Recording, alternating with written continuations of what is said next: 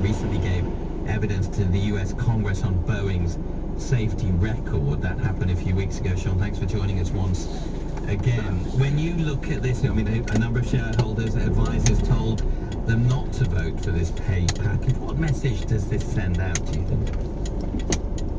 Well, I think it sends out that the realization that so all niche. exist. I mean, this company, people say this company has a damaged safety culture. As an expert in this area, I would step and say, I'm not even sure this company has a safety culture. To be quite honest with you. And what the gentleman right before me was exactly right. What he said about with Calhoun and not taking responsibility and accountability. Well, Boeing clearly will say that is not the case and that they do take safety very, very seriously. They point to the number of flights they make on a daily basis, of which there are no problems. We know that Mr. Calhoun is leaving now, Sean.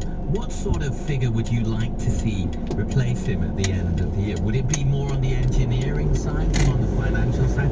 Is that what Boeing needs to do to get back on track? This problem all started back in the late 90s when they merged with McDonnell Douglas. And what happened was, it used to be a company where they're higher up. You had higher up engineers. A company that built quality airplanes and made money. The problem is, this company now, and Calhoun has definitely driven it even more, is they're concerned about making money and they happen to build airplanes. Right? It's a complete opposite. That's the culture they have. That's the mentality they have. Chris, is it common that we see these sort of payouts for, people running companies, big companies, where it's not unusual to see this, is it? No, it's not unusual to see it, except it is so extraordinarily rare that someone would come in with a specific mission and fail in such a spectacular way. And while Boeing, you're absolutely right, there's an enormous number of flights a day. I was on one of their aircraft yesterday.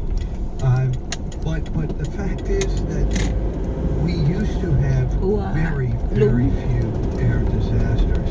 And the numbers are up, and they're up to a level where the airlines are not comfortable and the passengers are not comfortable.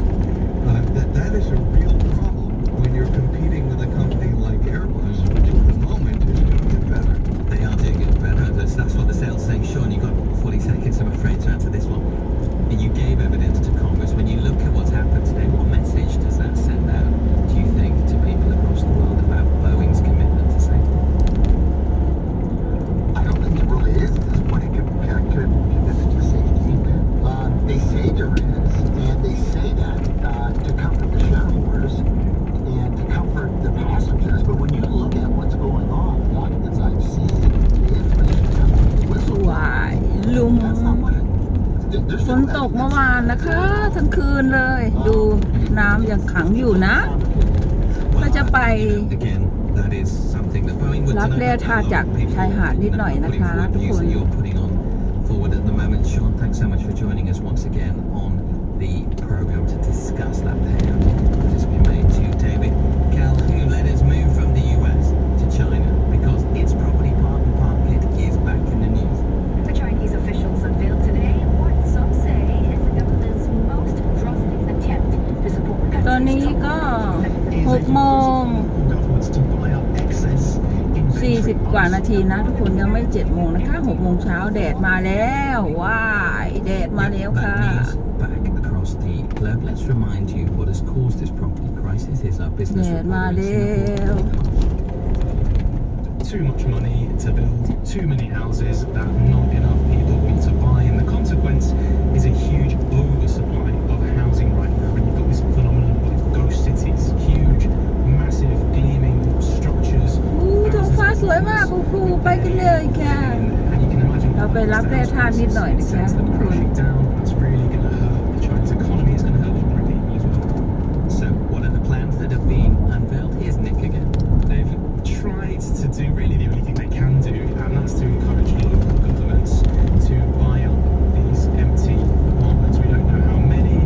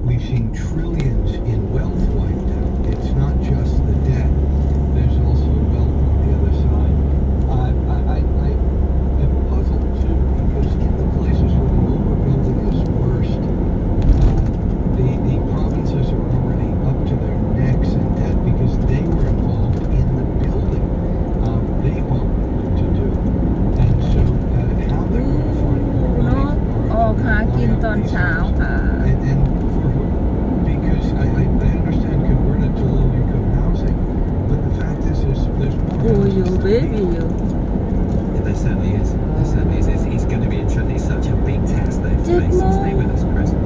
เช้าใช่ไหมยังไม่ถึง7 โมงโอ้โหแดดตอนเช้าแบบ Nickel is a key ingredient in the production of stainless steel and for electric. แดดแรงมากเลยค่ะ The move to a greener economy for many countries, something we talk about a lot on this program. The French territory of New Caledonia, which consists of the Pacific, is a major nickel exporter. It's also seen riots over the last few days in response to controversial constitutional changes. So, what impact is this having? Nickel Shaw is the head of nickel market research at this partner group. It has to do how much of the global production of nickel New Caledonia. New Caledonia accounts for around 6% of global supply, so it's not as important as, say, Indonesia in terms of production. But just in terms of the background, I mean, there's 3 operations in the country. 2 of them are ferronickel, which is a key raw material for stainless steel production. There's a third one called Prime Resources, and they produce an intermediate product which needs to be processed into a final product for end use. โอ้ And that's เช้าๆ typically โล่ง going มาก into ค่ะ China to produce nickel sulfate, which ไป is เลย ค่ะ What have we seen in terms of the price of nickel today? We've seen the nickel price rise substantially. At one stage, we กี่ were นาทีแล้ว above 8 นาทีแล้ว $21,000 per ton, so that's quite a 8 นาทีแล้วมาถึงที่นี่แล้วทุกคน in the space of a day. The development in New Caledonia, พาเพื่อนขึ้น question is how long สะพานไป does it นอกเมืองนิดหน่อยนะ วันนี้นะคะ on the nickel market. We วัน were นี้ at เป็นวัน around 16,000 วันพระ per ton โอ้ in back